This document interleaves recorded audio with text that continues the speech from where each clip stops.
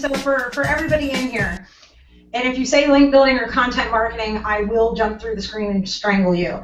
If you had to name to younger SEOs from a technical perspective, what technical aspect of SEO, if they don't already know it, do they need to learn? What would it be? See, David, I'm trying to be all. They have takeaways. Yeah, education. We're actually doing something of value. That's unlike us. I don't know. Deb was the one who always makes us do that.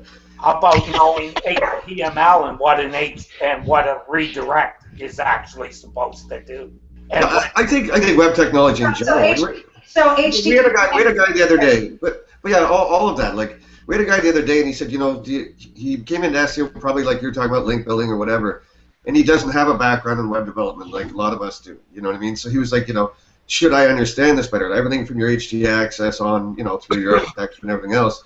I think some sort of grounding or background in web development helps. You know what I mean? Understanding how a site's built so you can understand how it's crawled and what some of the problems are.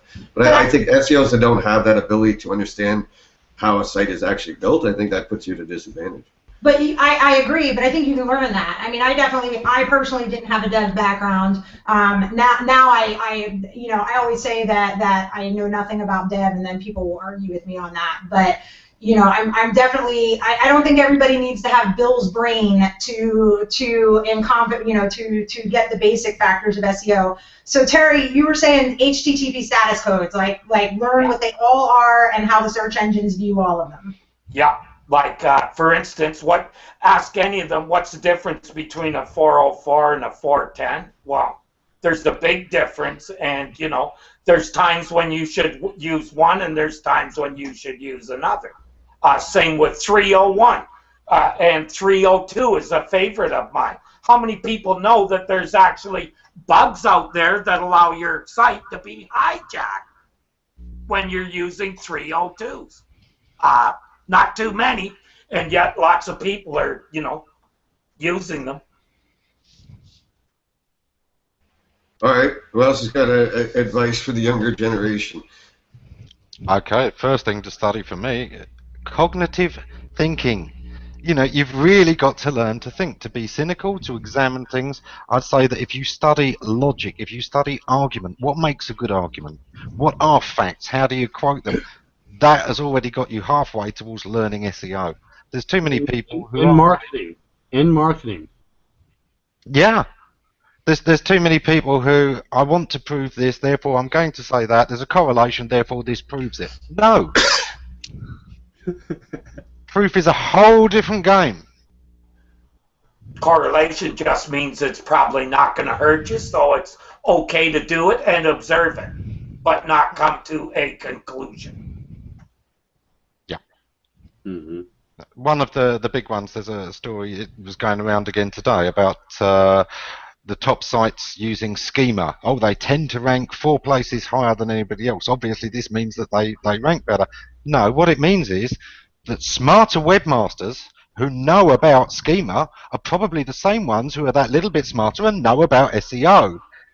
You might as well, literally. Somebody cares if you've got schema on the site at the Exactly.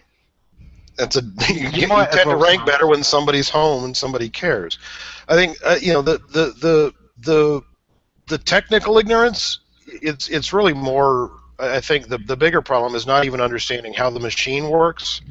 How the web works is important. How browsers work and all that is important. Understanding the user experience, but from an SEO perspective, understanding how the machine interacts with your server, how the machine works, what it's reading, what it's seeing, because when you're failing to give it stuff that it needs, it's not going to reward you. I sometimes think it's harder bigger. starting today. I mean, when we started, we had to learn a lot more diversity because there wasn't 1 or 2 browsers, there were quite a few. There wasn't 1 or 2 search engines, there were hundreds. There weren't 1 or 2 important directories, there were lots that had varying degrees, and there were mirrors of those, and so on and so on. We had to learn so much. And there was no very big popular blog saying, this is right, with 1,000 people going, yeah, true. Again, we were working it out, and we were sharing knowledge with people who were, like Ray said earlier, in the trenches themselves. there was nobody catching fish for the entire village. The entire village was all out trying to teach each other and help each other figure out how to catch fish. Yeah, there were absolutely. a few newsletters. I first learned about SEO with HTML Writers Guild. That's also where I found the password to get into Yahoo. I think there's still a lot of different areas and a lot of different sites out there, newsletters and so forth. My thing in all of this is that don't depend on just one. I think a person today has to be well-rounded and well-educated in this, just like you do in anything else in life. You know, if you want to get smart, you got to surround yourself with people way smarter than you.